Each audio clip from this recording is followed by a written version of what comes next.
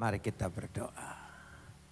Besem haab we haben we ruah hakodes Elohe Ehad.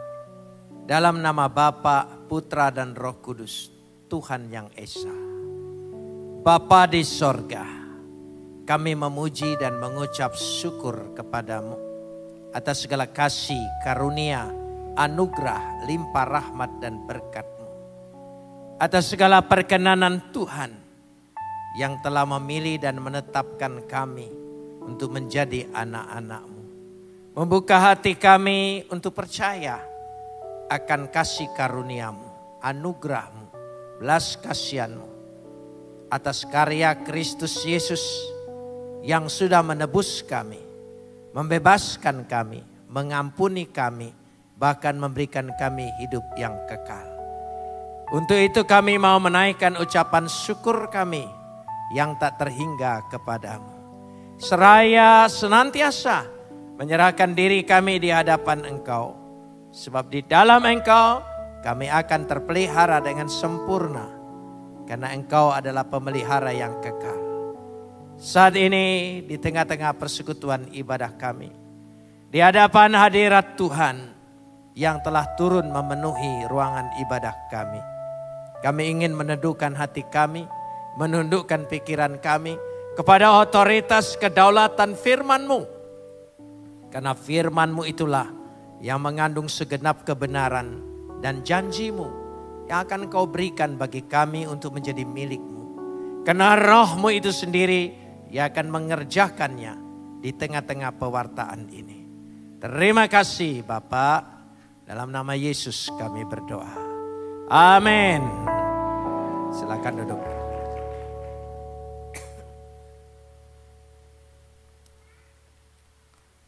Shalom. Sore ini kita akan bersama-sama membaca firman Tuhan yang terambil dari kitab Yesaya pasal 62 ayat 6 sampai ayat 12. Yesaya pasal 62 ayat 6 sampai ayat 12. Kita akan membacanya saling sahut bersahutan. Saya akan awali ayat yang ke-6, lalu jemaat menjawab ayat yang ke-7. Dan seterusnya saling ganti bergantian sampai tiba pada ayat yang ke-12.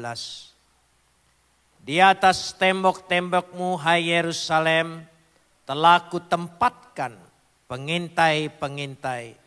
Sepanjang hari dan sepanjang malam mereka tidak akan pernah berdiam diri. Hai kamu yang harus mengingatkan Tuhan kepada Sion, janganlah kamu tinggal tenang. Ayat 7.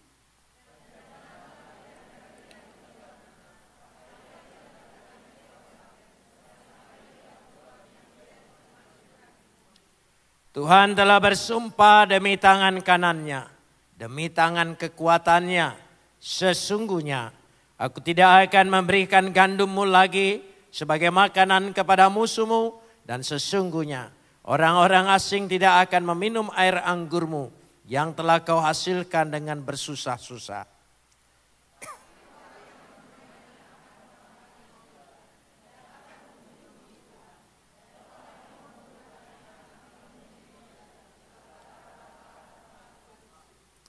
Berjalanlah, berjalanlah melalui pintu-pintu gerbang. Persiapkanlah jalan bagi umat. Bukalah, bukalah jalan raya. Singkirkanlah batu-batu. Tegakkanlah panji-panji untuk bangsa-bangsa.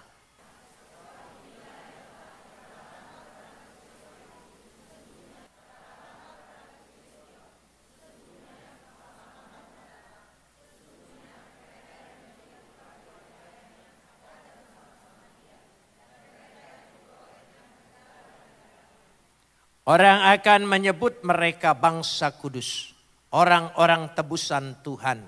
Dan engkau akan disebut yang dicari, kota yang tidak ditinggalkan. Kapot leha Adonai Elohenu kapot leha. Segala kemuliaan ya Adonai Tuhanku, kemuliaan bagimu. Saudara-saudara yang dikasihi Tuhan, Seringkali kita sulit menemukan maksud daripada tulisan-tulisan perjanjian lama. Karena kadang-kadang perjanjian lama ditulis dengan bahasa sastra. Sehingga bahasa sastra tidak bisa diterjemahkan secara harfiah. Salah satu contoh umpamanya peribahasa Indonesia. Kita sering mendengar, kalau ada sumur di ladang, bolehkah aku menumpang mandi? Kalau sampai di situ kira-kira kita berkesimpulan apa? Dia mau numpang mandi. Padahal kalau ada umur yang panjang, bolehkah kita berjumpa lagi? Sama halnya, berakit-rakit ke hulu, berenang-renang ke tepian. Apa maksudnya di situ? Ya, bersakit-sakit dahulu, bersenang-senang kemudian. Apa bisa disimpulkan? Kenapa kalau sakit berenang? Nah, kan tidak bisa, saudara. Jadi karena itu sama halnya. Di atas tembok-tembokmu, hai Yerusalem. Yerusalem adalah kota yang berbenteng, bertembok. Dan itu adalah simbol umat Tuhan. Jadi umat Tuhan, gereja Tuhan itu kota Tuhan. Kota tempat kediaman Tuhan. Jadi itu penting sekali. Saudara harus tahu umat Tuhan yang ada di tempat ini, gereja ada di tempat ini adalah kota Tuhan. Ibu kota Tuhan. Amin. Dan kotanya dikatakan adalah kota yang berbenteng. Apa yang dimaksudkan di atas tembok-tembokmu? Kalau kota yang berbenteng artinya dia terpisah. Umat yang terpisah, dipisahkan, dikuduskan, disucikan. Menjadi miliknya sendiri. Dan itulah umat Tuhan.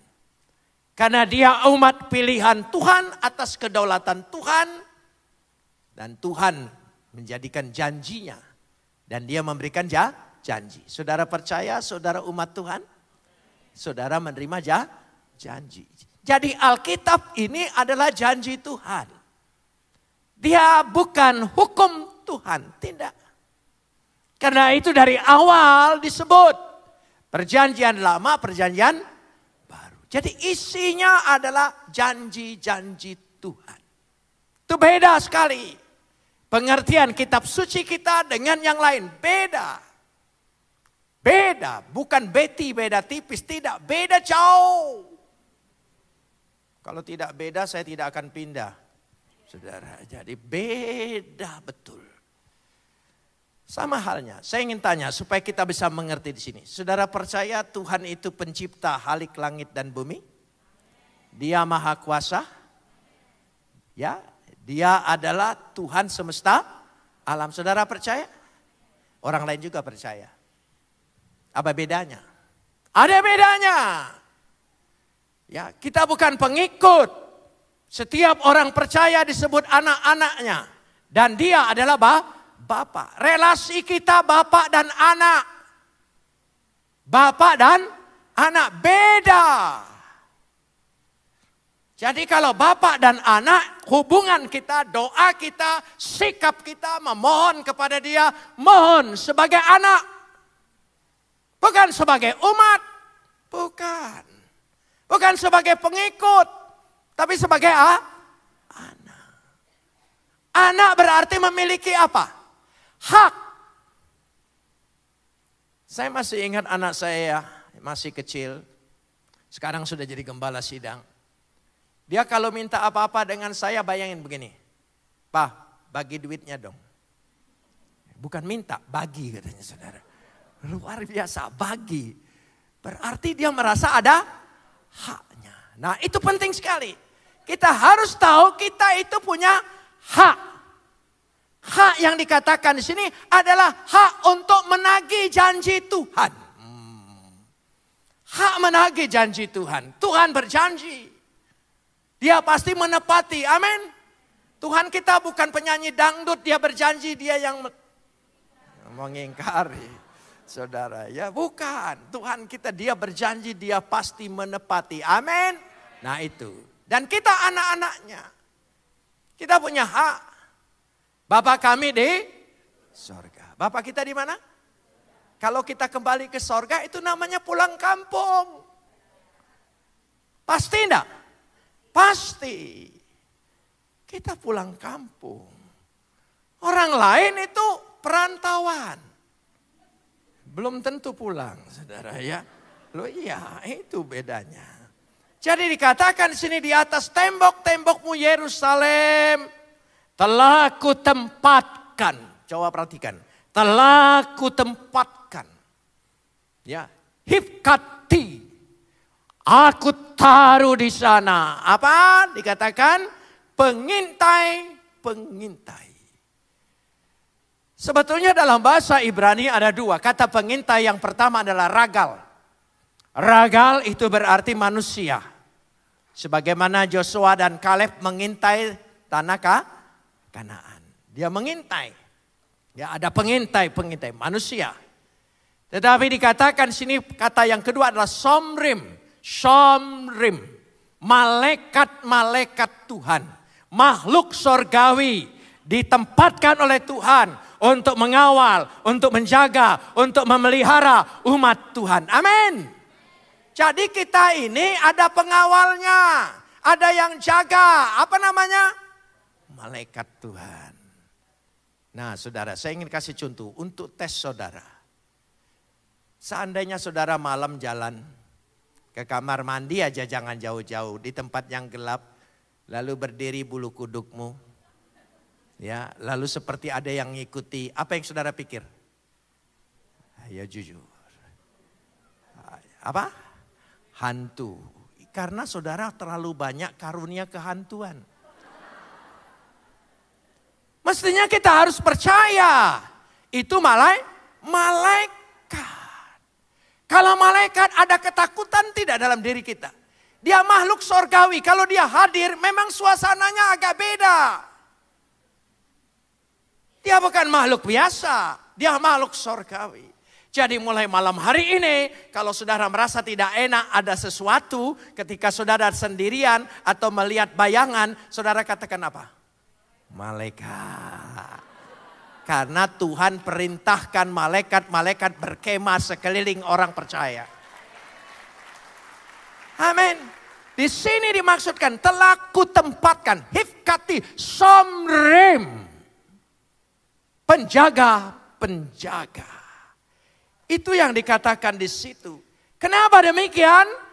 Karena umat yang berharga, biji mata Tuhan, tidak mungkin Tuhan abaikan, tidak mungkin Tuhan biarkan. Berharga. Kalau berharga taruh di mana? Coba. Pasti ibu-ibu punya benda berharga. Saya ingin tanya, taruh sembarangan?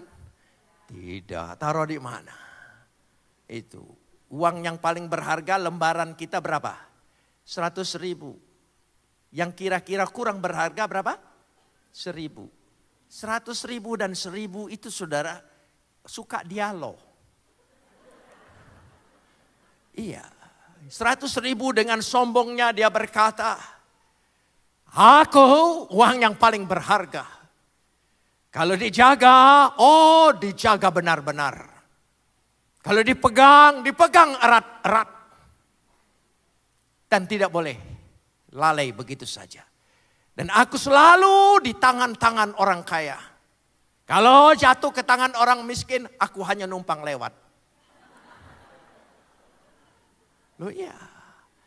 Tapi uang 1.000 bilang begini, kamu memang hebat. Saya akui. Tapi yang paling setia pergi ke gereja adalah aku.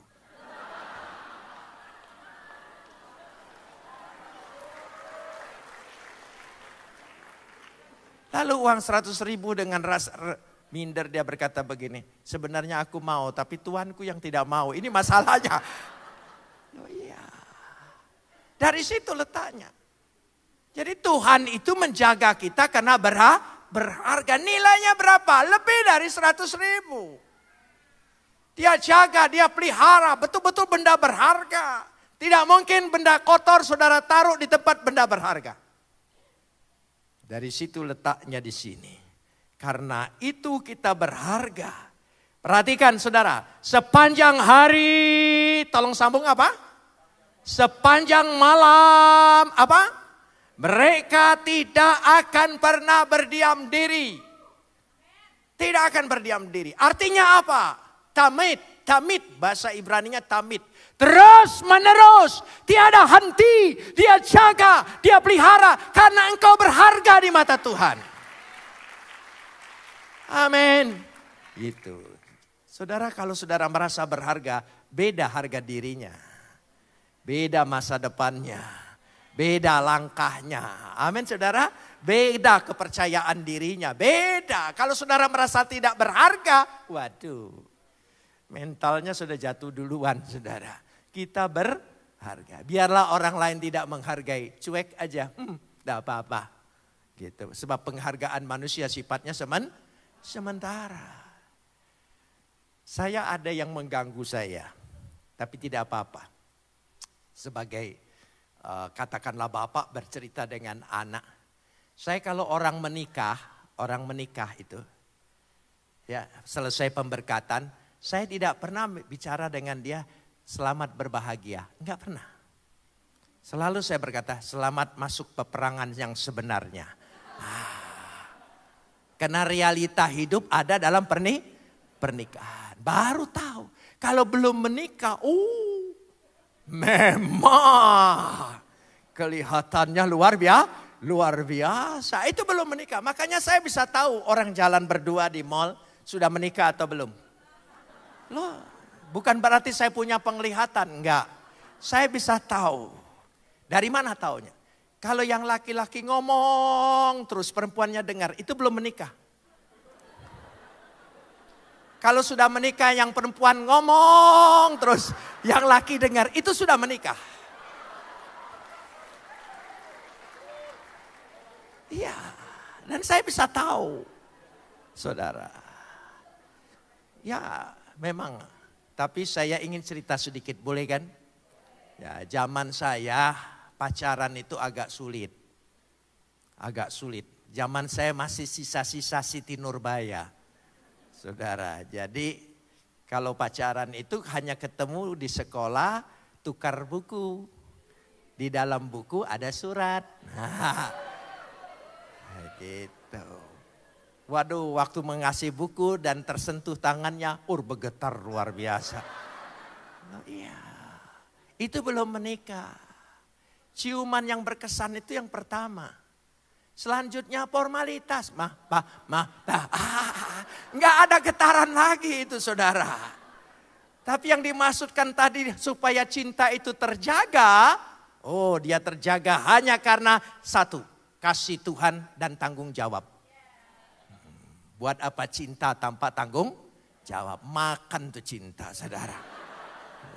Iya. Jadi kalau saya pacaran ketemu, ya cukup kalau kangen lewat depan rumahnya. Gitu. Naik sepeda lewat depan rumahnya, cukup sudah senang. Pintunya terbuka, senang sekali. Padahal yang keluar kucingnya. Besok ada bahan omongan. Kemarin aku lewat rumahmu, kucingmu keluar. Itu sudah seru. Nah, saya agak berani. Saya datangin rumahnya. Agak nekat sedikit saudara ya. Jadi saya datangin rumahnya. Dan saudara diterima. Tapi bayangkan saja, kita mau ngobrol dengan dia, bapaknya ada di situ. Itu zaman dulu, enggak bisa. Jadi dia, saya, bapaknya di tengah. Coba bayangkan mau ngobrol apa? Berdua aja ngobrolnya susah. Datang orang ini lagi saudara. Jadi tidak ada bahan omongan, hilang semua. Lalu saya lihat itu cicak. Gitu. Bapaknya jawab, belum pernah lihat cicak. Saudara. Jadi sayanya, ngomong apa dimulai. Dan dulu cukup bersentuh kaki dengan kaki. Mimpinya luar biasa saudara. Kaki sama kaki saja. Karena dulu taplak meja itu lebar-lebar zaman dulu. Jadi kalau kaki kita masuk tersembunyi. Jadi saya senang senggol. Tapi yang teriak bapaknya, ini kaki siapa?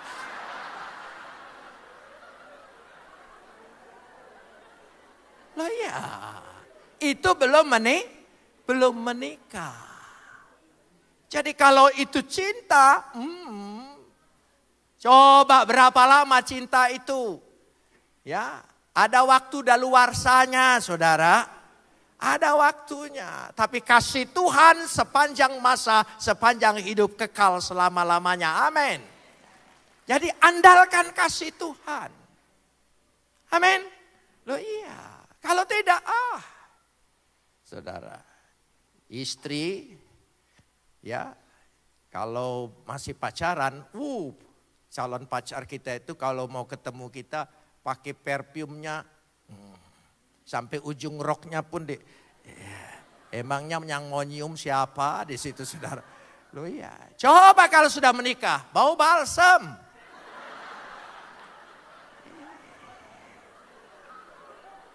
Bukan hanya balsam, tidur di sebelah kita pakai masker lagi.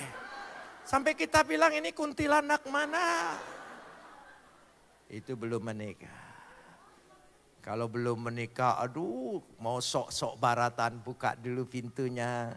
Suruh dia masuk. Oh, itu belum menikah. Kalau sudah menikah, diklaksonin. Gitu. Terpaksa istri loncat, tutup pintunya.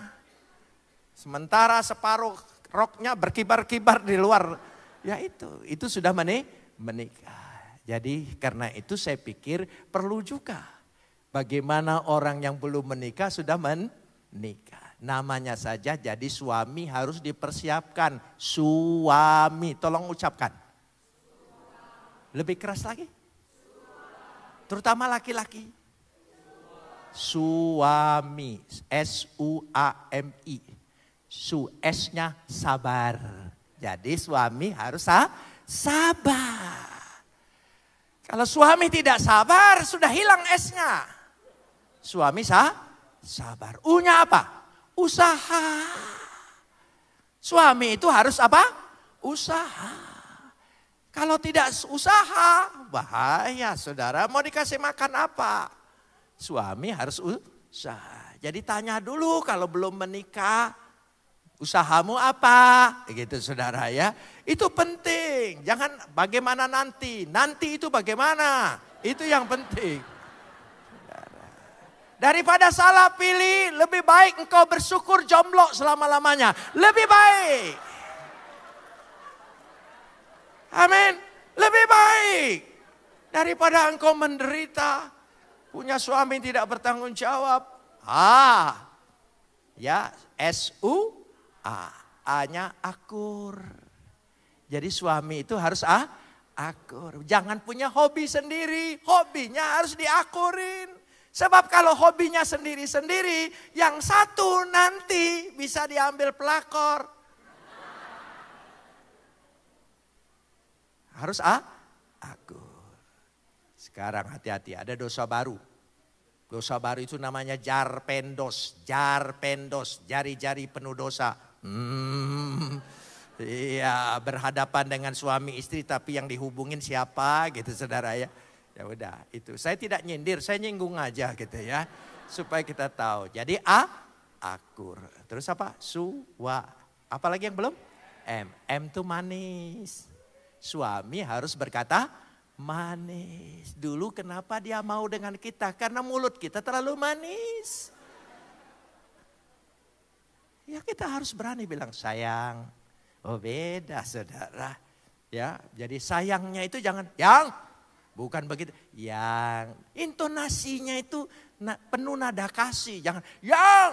Jangan, saudara ya. Itu yang mana? Yang memangnya, saudara ya. Jadi sayang. Jadi manis. Jadi jadilah suami selalu mulutnya manis. Itu menyejukkan hati. Membuat hati istri tentera. I-nya apa? Iman. Jadi suami harus mengandalkan iman. Nah itu bagian bapak-bapak. Ibu-ibu jangan senang dulu, ada bagiannya. Loh iya. Nah sekarang istri. I-S-T-R-I. Istri. I-nya iman. Kenapa duluan iman? Oh, karena dia tiang iman dalam rumah tangga. Yang mendidik anak, yang membuat rumah tangga itu menjadi altar bagi Tuhan. Itu istri. Jadi perlu iman. Jadi lalu S-nya apa? Sabar. Suami sabar, istri sabar. Oh, orang sabar sama orang sabar. Apa tidak pernah bertengkar? Ada pertengkaran. Tapi beda, pertengkaran orang sabar itu lain. Apa? Saya kasih contoh, pertengkaran suami sabar, istri sabar, perlu ada jadwal. Iya. Senin bagian suami marah-marah, tegang, kerjaan mulai banyak saudara. Jadi Senin suami, istri jangan jawab, memang jadwalnya dia. Nah, jangan satu waktu saudara ya, harus mengikuti jadwal. Selasa istri, suami diam aja, memang lihat jadwal, oh dia memang jadwalnya dia tenang aja.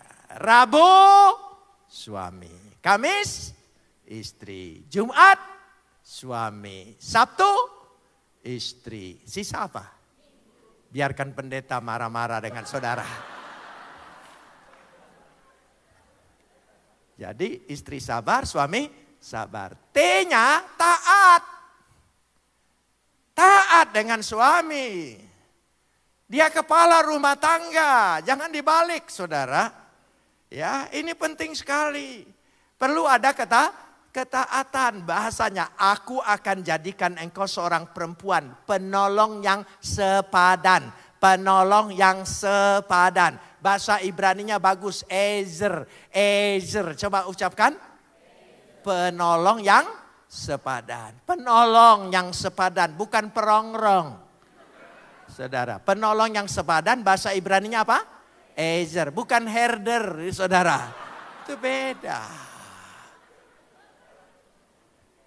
Ya, itu taat. R-nya apa? Rajin.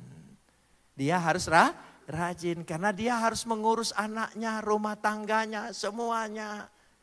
Jadi jangan sampai istri bangun belakangan dari suami. Maaf, saya harus ngomong seperti ini, tersinggung terserah. Paling juga saya tidak diundang lagi, tidak apa-apa saudara ya. Jadi harus jadi istri harus rajin. Sisa I-nya apa? I-nya apa?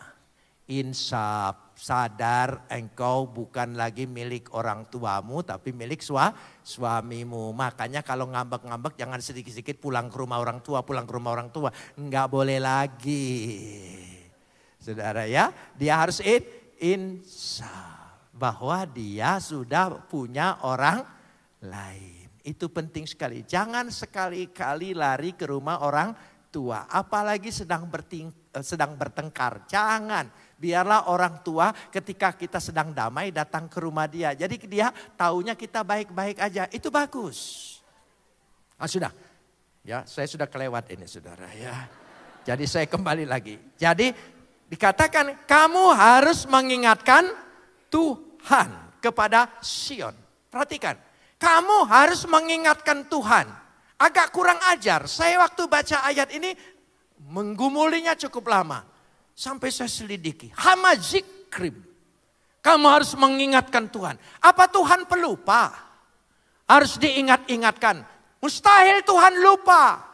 Dia tidak akan lupa. Tapi diingatkan artinya apa? Tuhan senang kalau anak-anaknya mengingatkan Tuhan akan janji-janjinya. Senang sekali dianya. Itu tandanya engkau sangat percaya dan sangat berharap akan janji-janjinya menjadi milikmu. Amin. Itu penting sekali. Hamazikrim. Tuhan senang kita ingatkan. Makanya ingatkan Tuhan. Bahkan ditambah ayat 7. Janganlah kamu tinggal tenang dan jangan biarkan. Tolong sambung. Ayat 7. Dan jangan biarkan apa? Dia huruf besar, huruf kecil. Dia siapa di situ? Kita buat Tuhan tidak tinggal tenang. Bayangin aja saudara. Wah luar biasa. Tuhan senang sekali dibuat tidak tenang. Supaya ingat terus dengan janjinya. Ya, kita buat dia.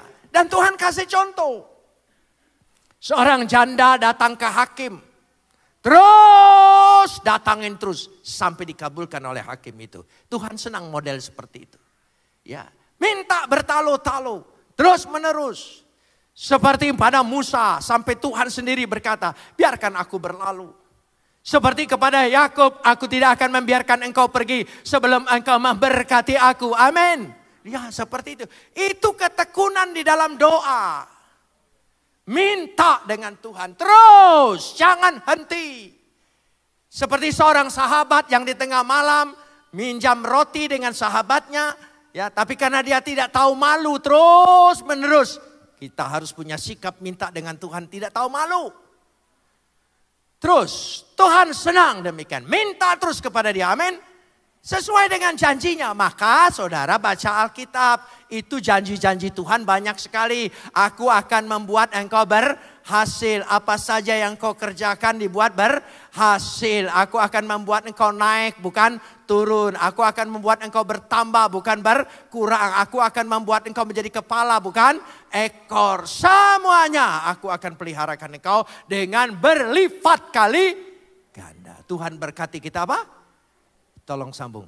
Berlipat kali ganda. Coba ucapkan bersama. Sekali lagi. Coba dalam matematika. Sudah berlipat, pakai kali, pakai ganda. Artinya wah luar biasa. Bahasa Ibraninya hanya satu. Bahasa Ibraninya meot. Meot. Coba ucapkan. Berlipat kali ganda. Bahasa Ibraninya apa? Meot. Saya selalu plesetkan. Lihat truk kalau muatannya banyak. Meot dia saudara. Luar biasa. Itu janji Tuhan. Jadi Tuhan senang sekali kalau kita ingatkan. Perhatikan saudara. Perhatikan kita lihat di sini. Bahwa Tuhan mengatakan. Lihat ayat yang ke-7. Jangan biarkan dia tinggal tenang sampai ia. Tolong sambung. Menegakkan loat Yehonen sampai ia mewujudkan. Minta sampai dia mewujudkan. Saudara mau minta? Sampai dia mewujudkan. Kita berhak minta karena kita anak. Kita punya hak. Amin. Seringkali kita suka minta sesuatu diakhirin dengan kehendakmu saja yang jadi. Kayaknya rohani ya. Tapi jujur pengertiannya suka salah. Kehendak punya yang jadi. Artinya kalau tidak dikasih tidak apa. Maksudnya kehendak yang jadi itu sesuai dengan firman Tuhan. Kalau engkau minta sesuai dengan firman Tuhan itu sesuai dengan kehendak Tuhan. Pasti jadi. Saudara. Kecuali engkau minta tambah istriku. Enggak mungkin. Karena itu bertentangan dengan firman. Segala yang bertentangan dengan firman itu bukan kehendak Tuhan. Jadi selagi engkau minta dilimpahin rezeki, disehatkan, diberikan kesembuhan, diberikan mujizat. Itu semua Tuhan janjikan sesuai dengan firman Tuhan. Berarti engkau meminta sesuai dengan kehendak Tuhan. Bukan berarti kehendakmu yang jadi mementahkan kembali permintaanmu. Jangan punya pengertian seperti itu. Karena itu doa Yesus, lihat riwayatnya. Ketika dia akan masuk kepada kesengsaraan, dia berkata, kalau bisa cawan ini berlalu. Padahal Tuhan menghendaki dia harus mati. Ya, lewat Via Dolorosa menderita. Tapi dia berkata kalau bisa cawan ini berlalu. Tapi akhirnya dia menyerah. Kehendakmu saja yang jadi. Karena rencana Tuhan, kehendak Tuhan. Dia mati buat saya dan saudara. Di situ letaknya. Itu pengertian kehendak Tuhan yang jadi. Loat Yehonen sampai ia menegakkan. Coba perhatikan ayat ini. Sampai ia menegakkan. Dan sampai ia, tolong sambung. Membuat Weat Yasim. Tadi ya dikatakan lo Yehonen. Sampai ia menegakkan wujud nyata. Sampai dia membuat. Itu memberikan apa yang kita minta. Amin. Mulai malam hari ini. Berdoalah dengan keberanian sebagai anak. Meminta kepada Bapa. Amin. Minta. Desak terus. Dia menantang. Beda dengan Bapak dunia. Bapak dunia kalau janji gampang sekali. Nanti saya bawa engkau ke Disneyland ya. Kepada anaknya. Maksud dia Dupan. Tapi supaya keren Disneyland. Anaknya mengingatkan terus, namanya anak kan selalu bertanya. Kapan Pak? Kapan Pak? Lama-lama dijengkel. Diam kau. Orang lagi tidak ada uang, kau minta saja ya. Loh iya gitu. Itu Bapak dunia. Tapi Bapak kita lain. Dia nantang kita. Buat aku tidak tenang atas permintaanmu. Sampai aku menegakkan. Sampai aku membuat. Artinya dia menantang. Dia beri hak kita minta kepadanya. Beri kemuliaan bagi dia. Amin. Beri kemuliaan. Saudara, saya ingin cerita sedikit. Saya ditahan 6 tahun dalam penjara. Karena ikut Yesus. Bukan karena KPK. Saudara ya. Sebab zaman dulu itu ditangkap dulu. Ya, itu tangkap dulu 1 tahun. 2 tahun baru diperiksa. Bayangin aja. 1 tahun itu hanya ditanya nama, alamat, tanggal lahir. Hanya itu saja. Zaman itu mimpi buruk. Jangan sampai terulang kembali saudara ya. Nah sudah, lalu ya saya ditahan. Tahan saya itu pindah. Saya tidak boleh dibesuk. Ya, tahun kedua baru boleh dibesuk tapi hanya kiriman. Jadi istri saya hanya kirim. Ya, dia baru tahu, oh boleh kirimannya. Kalau diterima berarti orang ini masih hidup. Dulu tahun pertama mereka sedih. Saya ini masih ada atau sudah tidak ada. Sudah. Istri saya selalu kirim. Saya masih ingat kiriman istri saya. Roti yang segi 4 itu. 1 buat sebulan itu. Makanya saya kalau lihat roti itu sekarang trauma. Gitu. Gitu. Yang segi 4. Ya, yang segi 4 itu. Yang isinya macam-macam gitu. Lalu odol yang besar itu 1. Sabun mandi 1. Itu kirimannya. Nah saudara, saya 1 tahun lebih sebelum dikirim, kami tidak pernah lagi sikat gigi itu pakai odol. Jadi itu sikat giginya aja sudah balik ke sana, balik ke sini, terbuka ke sana. Itu kena gusi sakit saudara. Tapi hanya itu saja. Begitu dikasih odol, waduh. Kayaknya enggak mau kumur-kumur saya saudara. Wah itu nikmatnya luar biasa. Saudara mau mengerti arti kenikmatan sekecil apapun, saya doakan masuk penjara, saudara bisa mengerti. Ya, terbayang nasi gorengnya istri itu luar biasa, menghargai sekali. Ya itu ingat saya. Nah saudara, kan di penjara itu teman-teman minta. Jadi seminggu habis odolnya. Nah odol zaman dulu itu masih bisa di belakangnya dibuka gitu. Dibelah gitu, dikorek-korek. Habis tuntas. Lalu saya berpikir. Wah kalau begitu siapa tahu istri saya kirim. Orang suami istri itu ada kontak loh. Saya kalau pergi ke daerah pulang saya mau makan apa. Enggak perlu pesan. Pasti ada di rumah. Kontak, makanya laki-laki itu tidak bisa nyeleweng, kontak dia, hati-hati saudara, radarnya lebih tajam dari satelit apapun, walaupun belum ada bukti. Saudara, karena berjanji 2 menjadi 1, mestinya supaya tidak menjadi 1 berdoa, waktu menikah bilang 2 jangan jadi 1, 2 tetap 2. Nah saudara dikawinkan atau tidak oleh gereja saudara. Jadi sudah saya pikir istri saya kirim.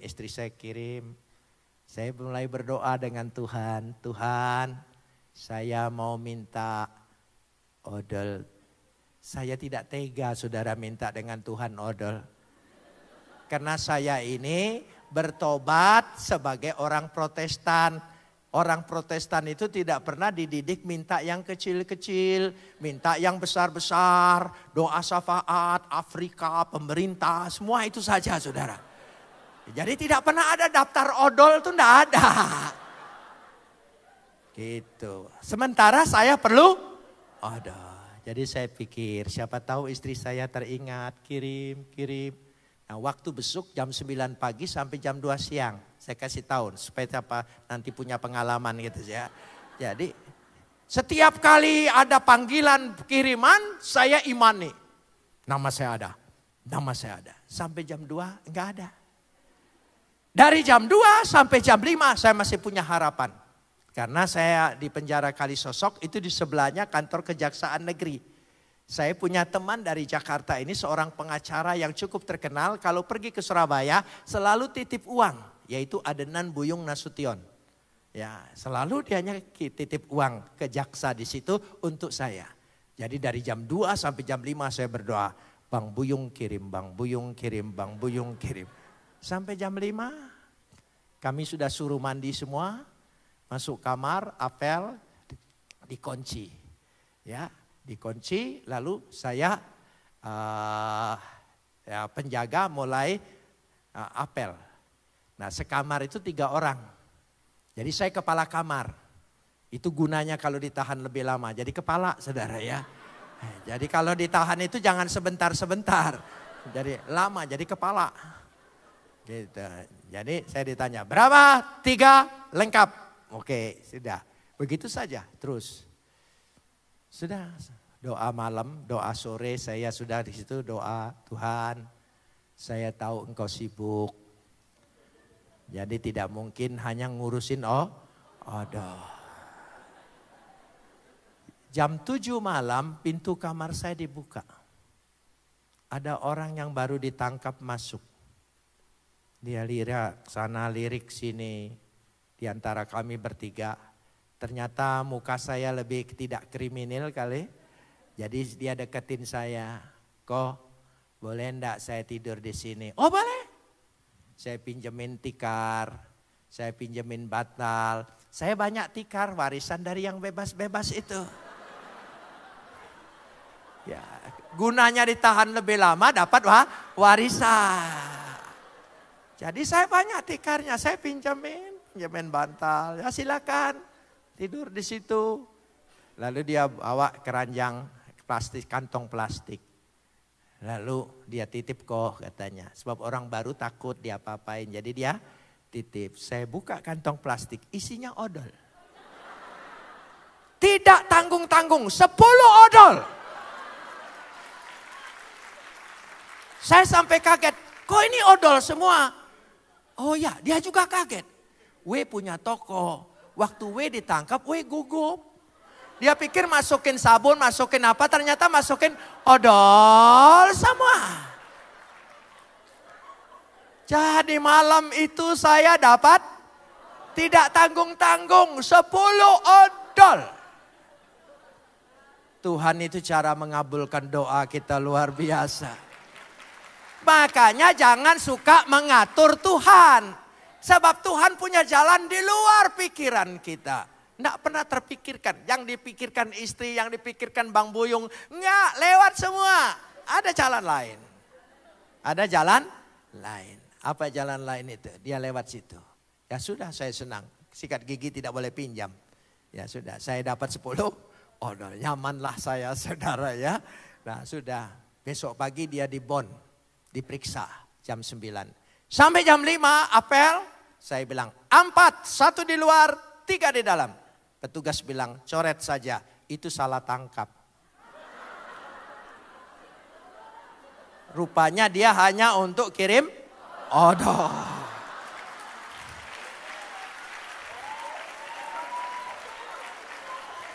Dari situ, dari pengalaman itu saya sangat mengerti kalau kita minta dengan tekun dengan Tuhan, tidak mungkin Tuhan abaikan. Sekecil apapun permintaan kita, dia penuhi. Dan kalau dia penuhi, lebih dari apa yang kita minta. Beri kemuliaan bagi dia. Amin. Jadi kita ingatkan Tuhan. Tuhan berjanji. Engkau akan membuat daerahku makin luas. Amin. Makin lebar. Amin. Usahaku makin naik. Bukan makin turun. Saudara percaya? Makin bertambah. Dari punya 1 toko jadi 10 toko. Amin. Loh, jangan tertawa saudara. Amin. Saudara. Iman nih. Tuhan pasti berkati. Mari kita berdoa. Kita akan menaikkan pujian sebelum berdoa. Ku nyanyi haleluya. Bapakku datang menyembahmu di sini. Ku percaya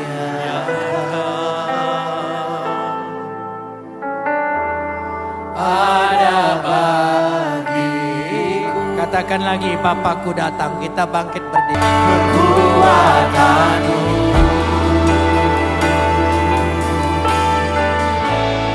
di hidupku. Biar hanya keyboard saja mengiringi saat teduh kita. Mari kita bersaat teduh sejenak. Beri kesempatan Roh Kudus memeteraikan sabdanya. Tuhan kita Tuhan yang senang diingatkan. Tuhan yang senang didesak. Karena kita percaya, Dia senang karena kita percaya akan janjinya. Berharap penuh dengan janjinya. Semua janji Tuhan adalah kehendak Tuhan. Apapun kebutuhan kita saat ini, mari kita datang kepadanya. Dia Bapa yang sangat mengasihi. Kita anak yang punya hak meminta kepada Bapa.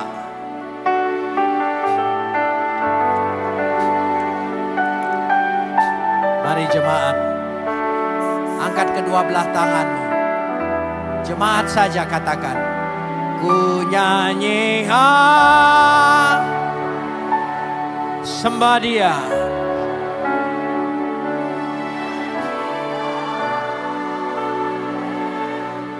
Katakan, Yesus kau dahsyat. Yesus kau dahsyat.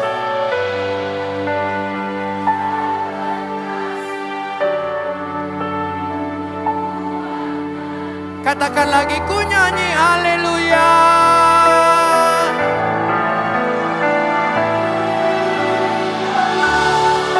Angkat roh dan jiwamu, sembah Dia.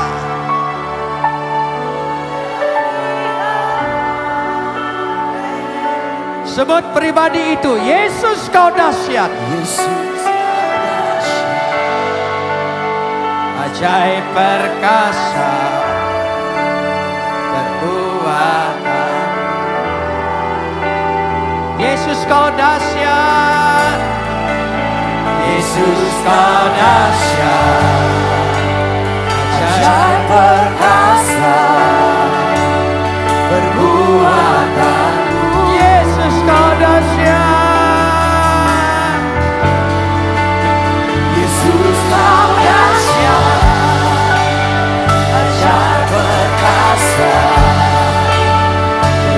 Sekali lagi, Yesus kau dahsyat. Yesus kau dahsyat. Ajaib perkasa perbuatanmu.